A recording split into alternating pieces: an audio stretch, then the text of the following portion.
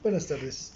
En esta ocasión quisiera leerles el capítulo número 2, denominado ¿Cómo descubrimos la península de Yucatán?,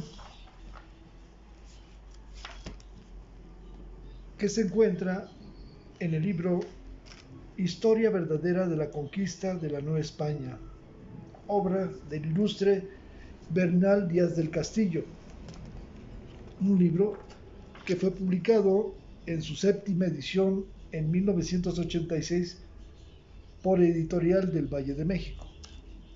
Vayamos al capítulo 2. ¿Cómo descubrimos la provincia de Yucatán? En 8 de febrero de 1517 partimos del puerto de Ajaruco, que está en la banda del norte, y en 12 días doblamos la punta de San Antón.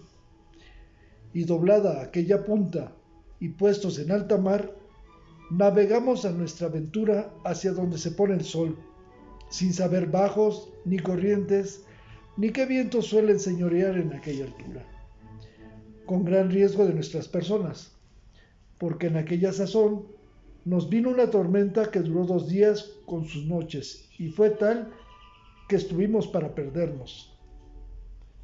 Desde que abonanzó, siguiendo nuestra navegación, y pasados 21 días que habíamos salido del puerto, vimos tierra, de que nos alegramos y dimos muchas gracias a Dios por ello, la cual tierra jamás se había descubierto ni se había tenido noticias de ella hasta entonces.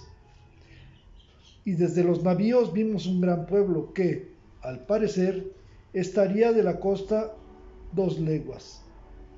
Y viendo que era gran población, y no habíamos visto en la isla de Cuba ni en la Española, o sea Santo Domingo, pueblo tan grande, le pusimos por nombre el Gran Cairo. Acordamos que con los 2 navíos de menos porte se acercasen lo más que pudiesen a la costa para ver si habría fondo para que pudiésemos anclar junto a tierra.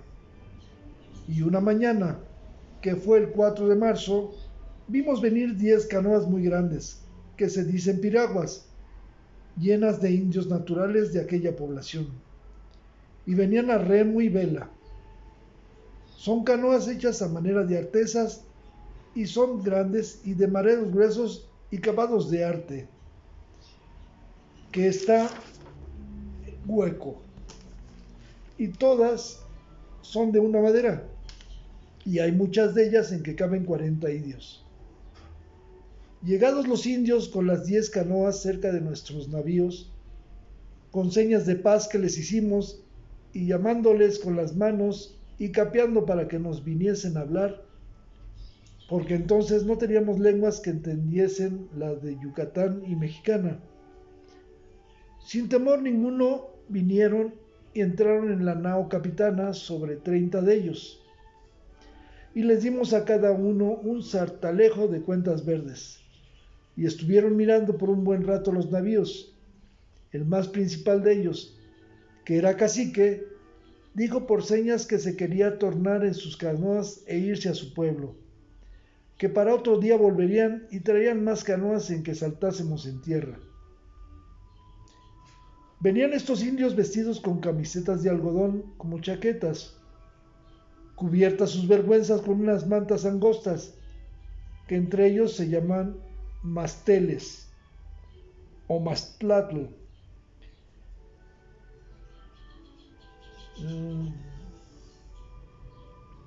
Y tuvímoslos por hombres de más razón que a los indios de Cuba, porque andaban los de Cuba con las vergüenzas de fuera, excepto las mujeres, que traían hasta los mulos unas ropas de algodón que llamaban naguas.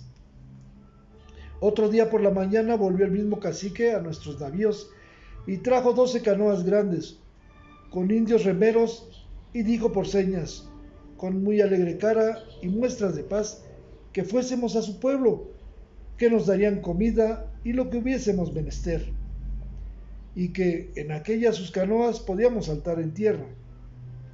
Entonces estaba diciendo en su lengua, cones cotoches, cones cotoche, que quiere decir, andad acá a mi casa.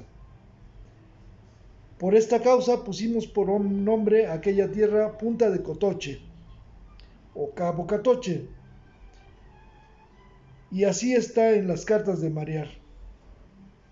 Pues viendo nuestro capitán y todos los demás soldados los muchos halagos que nos hacían aquel cacique, fue acordado que sacásemos nuestros bateles de los navíos y en el uno de los pequeños y en las 12 canoas saltásemos en tierra todos de una vez, porque vimos la costa toda llena de indios que se habían juntado de aquella población.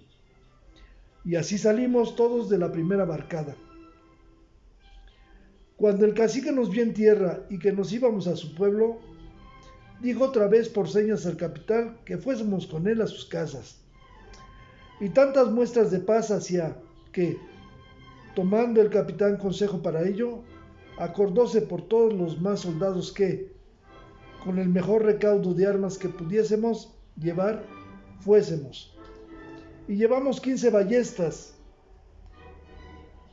y 10 escopetas, y comenzamos a caminar por donde el cacique iba con otros muchos indios que le acompañaban.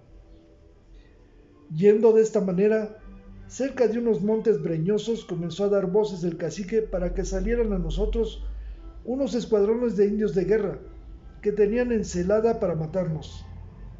Y a las voces que dio, los escuadrones vinieron con gran furia y presteza y nos comenzaron a flechar de arte que de la primera rociada de flechas nos hirieron 15 soldados.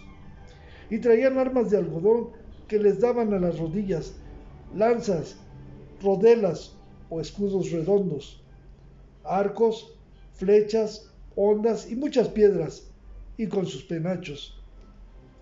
Luego, tras las flechas, se vinieron a juntar con nosotros pie con pie, y con las lanzas a manteniente con toda su fuerza, es decir,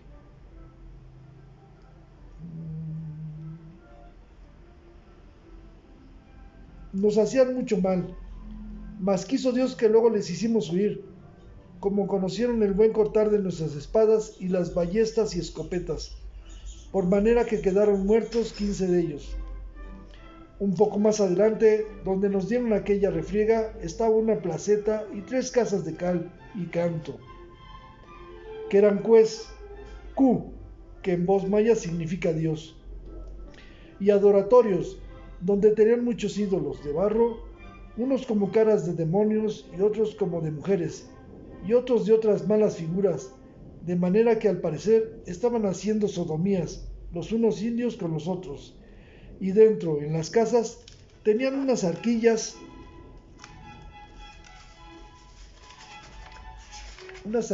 chicas de madera, y en ellas otros ídolos, y unas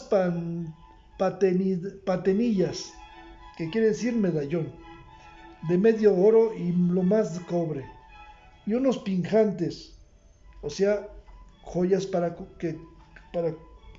llevar colgando, y 3 diademas y otras pecezuelas, viscos, de pescadillos, piezas pequeñas de pescadillos y anades de la tierra, y todo de oro bajo.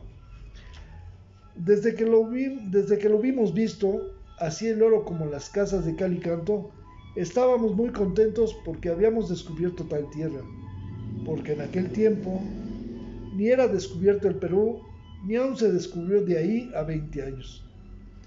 Cuando estábamos batallando con los indios, el clérigo González, que iba con nosotros, se cargó de las arquillas e ídolos de oro y los llevó al navío. En aquellas escaramuzas prendimos 2 indios, que después se bautizaron, se llamó el uno Julián y el otro Melchor. Entre ambos eran trastrabados, viscos, de los ojos. Acabado aquel rebato, ese ataque repentino, nos volvimos a los navíos y seguimos la costa adelante descubriendo hacia dónde se pone el sol. Y después de curados los heridos, dimos velas.